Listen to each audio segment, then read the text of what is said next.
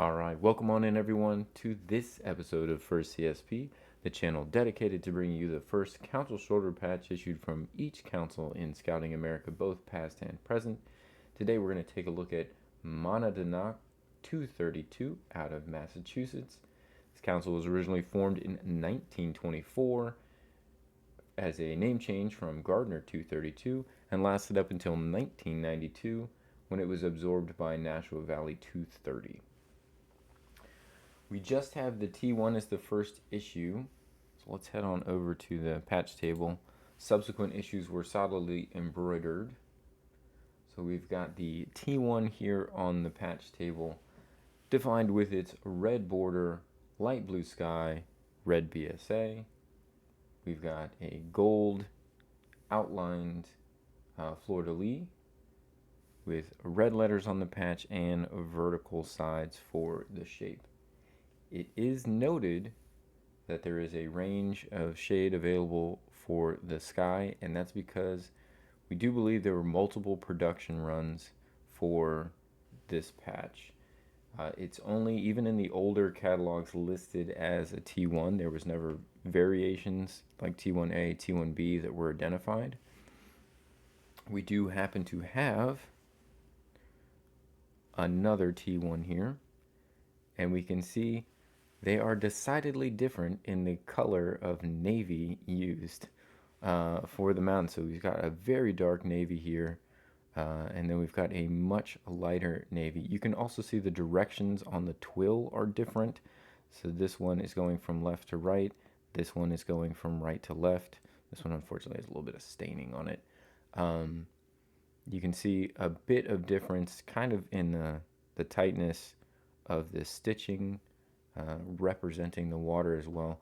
The biggest difference, in my opinion, is the color used for the mountain or the navy all along the patches there. We do see a distinct difference in the backing as well.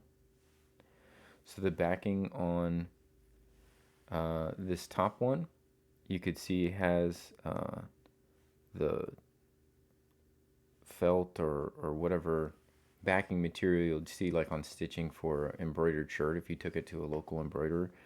We've got that here covering the sun, whereas that is not present in the back of this other issue. Again, this issue does have some staining, unfortunately. But we see that these are two definitely different production runs, entirely different production runs, because there are differences in manufacture, but they are both listed as T1s. And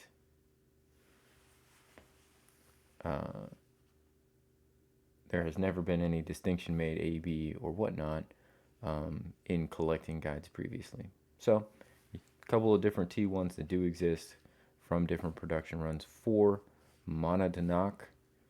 If I'm pronouncing that incorrectly, which is probably likely, feel free to help me with phonetic spelling in the comments below. That's a hard one with the D into the N-O-C-K there at the end. It's a challenge to produce the sounds. Looking at these two, I see we really do get differences in the greens as well. This is considerably lighter on the bottom one. So kind of everything is lighter. This is darker navy, darker greens used, lighter navy, lighter greens used.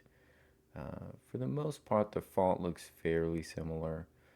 This looks a little rougher in its just stitching production. I kind of wonder if it is the older of the two patches or the first one that was produced, because things kind of tighten up as you get to the bottom one in just looking at it in general.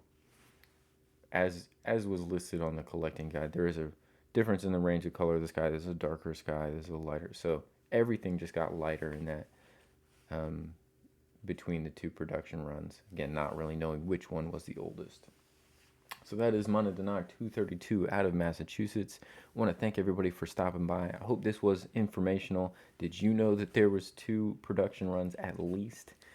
There may be more. I don't believe so with the number that they list that they believe were produced, that there would be more than two production runs. But if you know more information about this council and its first issues, again, feel free to drop it in the comments. We've got a great core of very accomplished collectors that have a lot of information about many of these councils, and always drop that information in the comments. So please feel free to check out the comments on all the videos and past videos. There's great information in addition to what we're able to present, because so many people have been helping the cause and providing additional information on these first issues for councils across the country. We want to thank everybody for that.